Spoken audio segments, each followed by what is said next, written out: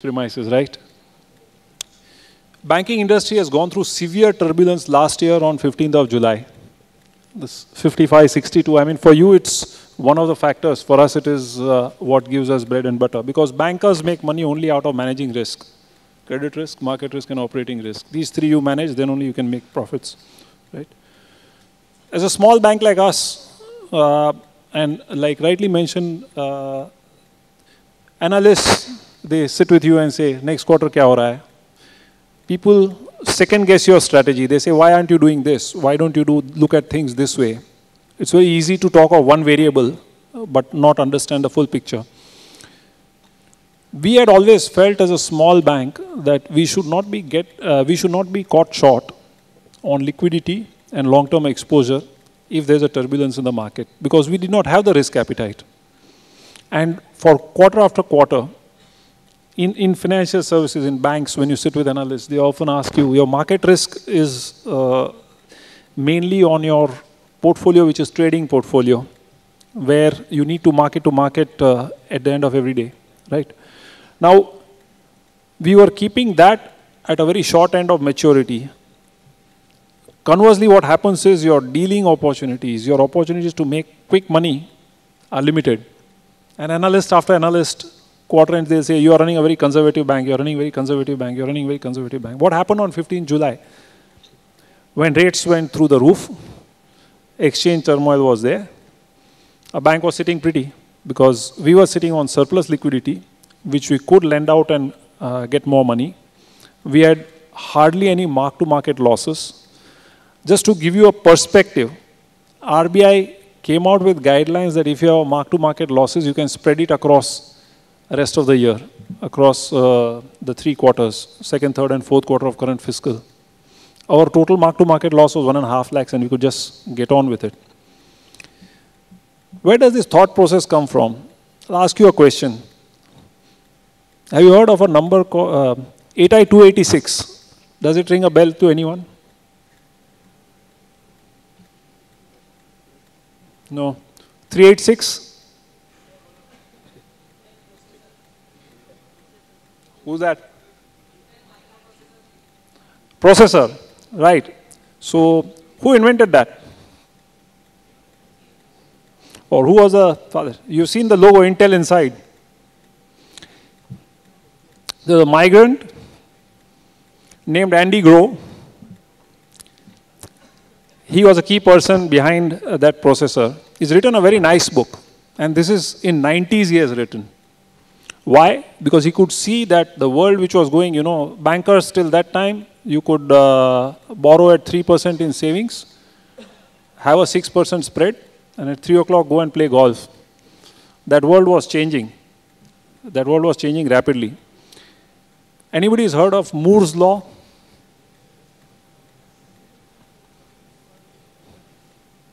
Yeah.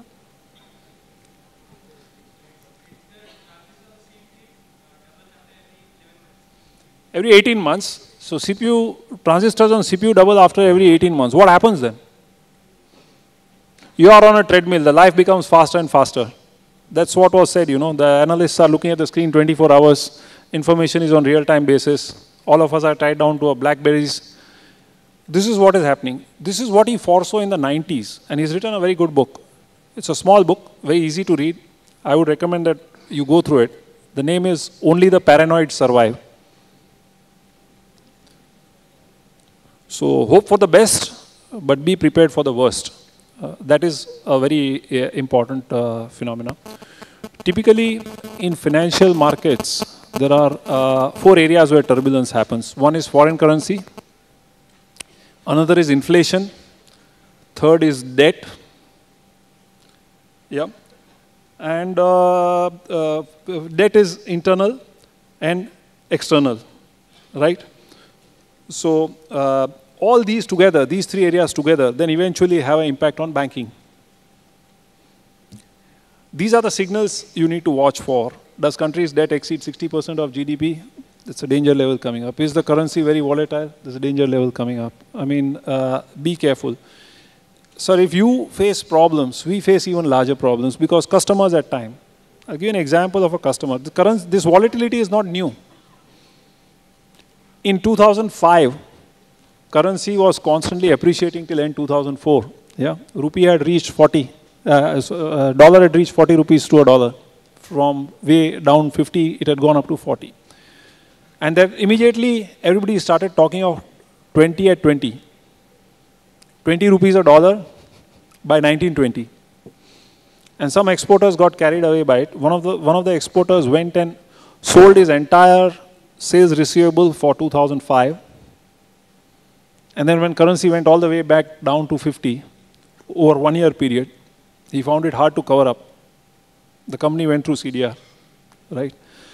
So your response to turbulence has to be according to your risk appetite. And that risk appetite you can't start developing or thinking over when the turbulence starts.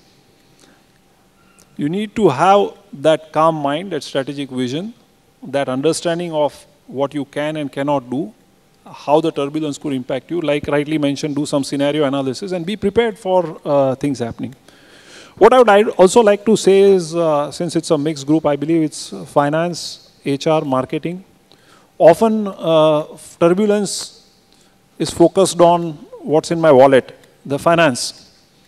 But there are other things also happening. Like there can be a technological turbulence. What is good today may be upended, and tomorrow you may not be the market leaders. BlackBerry, today it's floundering. Apple, Samsung is taking over. So technological turbulence also one needs to keep an eye on and get on top of it as early as possible. Softer aspect is social turbulence. And in that area, turbulence could be positive as well as negative. Yeah. So how do you ride the social trends? How do you anticipate them?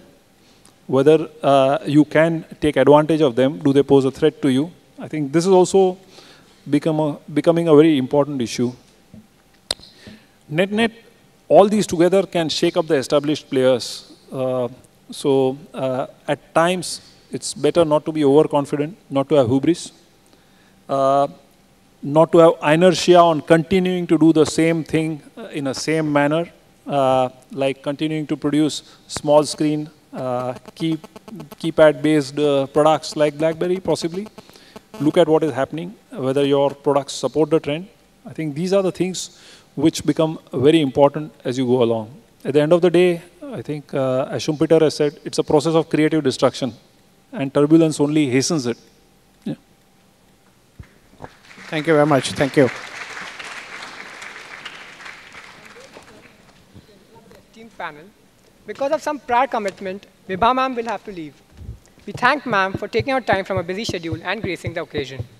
I request Pavaskar sir to hand over to ma'am a token of our love and appreciation.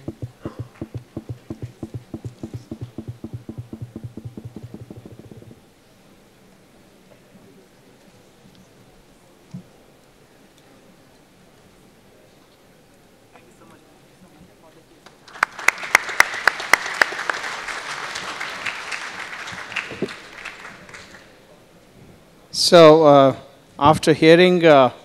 Sampath and a very valuable advice that one should be prepared to survive and hope for the best and always prepare for the worst.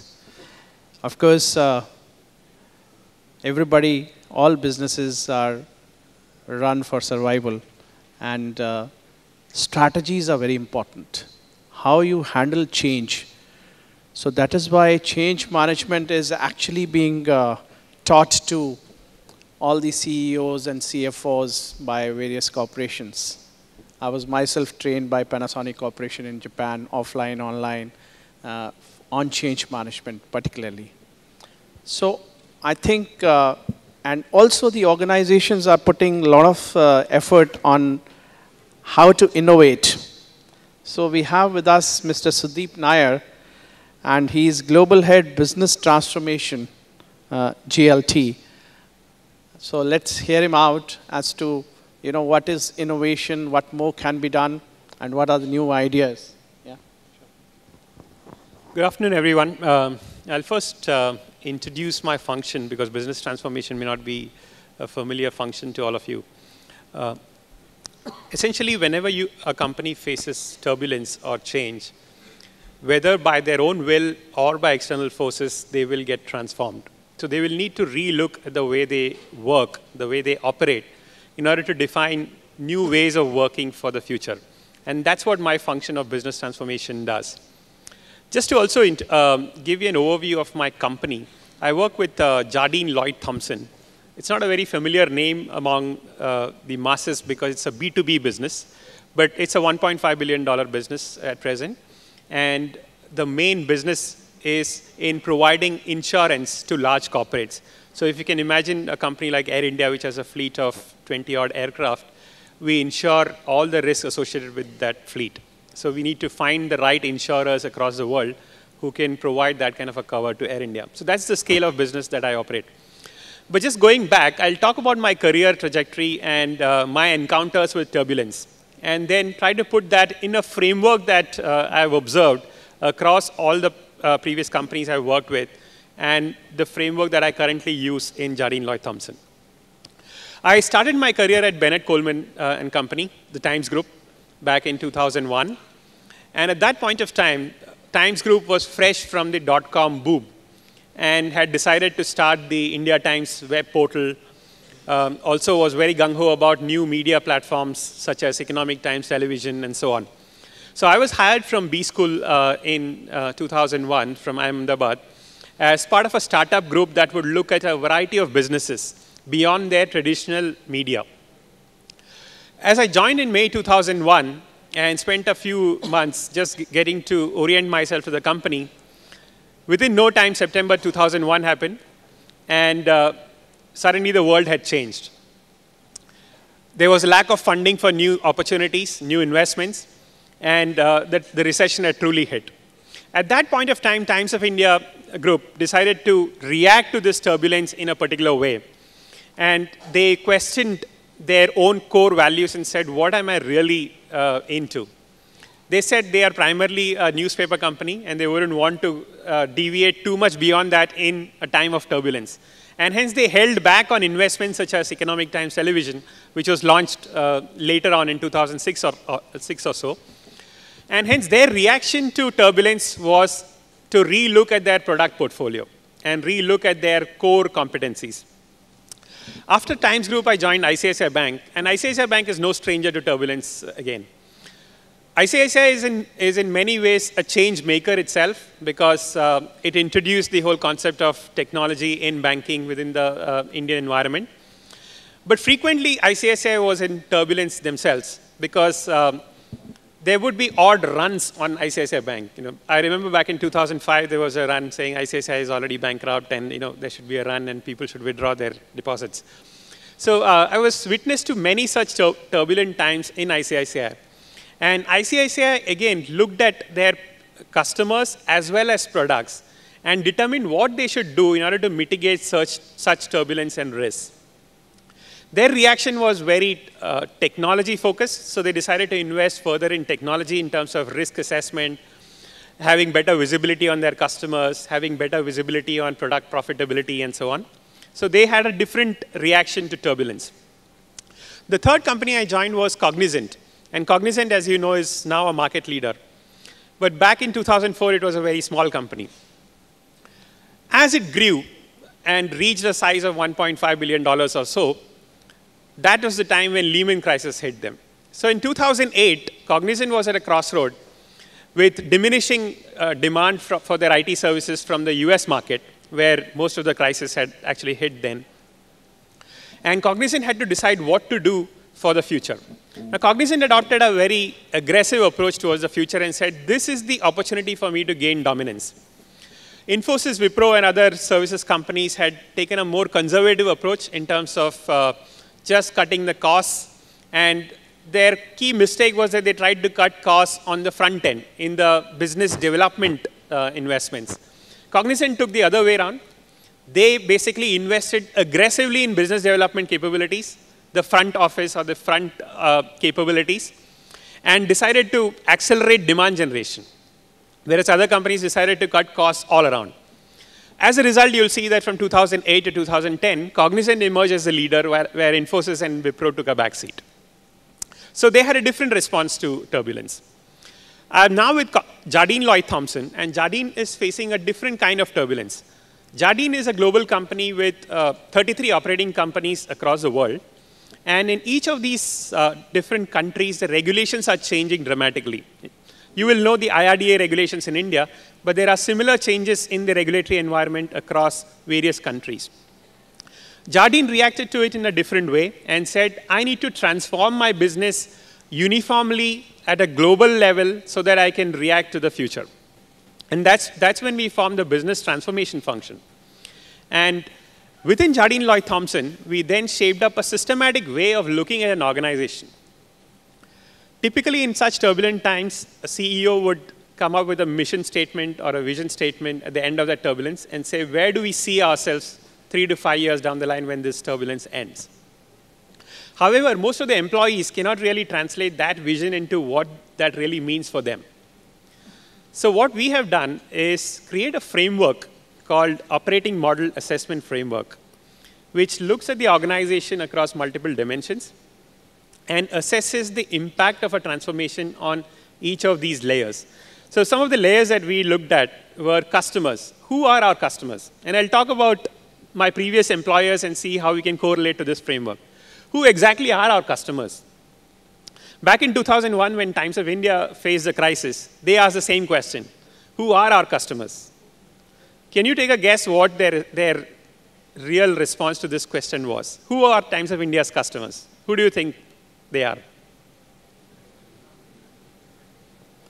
Who's Times of India's customers? Sorry? Yeah. Right? Most of the people look at customers as readers, regular readers of Times of India newspaper. But they looked at their customers as, no, we are a money-making organization here. We are not a Hindu or an Express who wants to disseminate truth. Our core vision is that we should be a platform for advertisers. How do we get advertisers on board? We need to get interesting reader communities on board. So am I really addressing a typical conservative, middle-aged reader? No, I'm looking at teenage.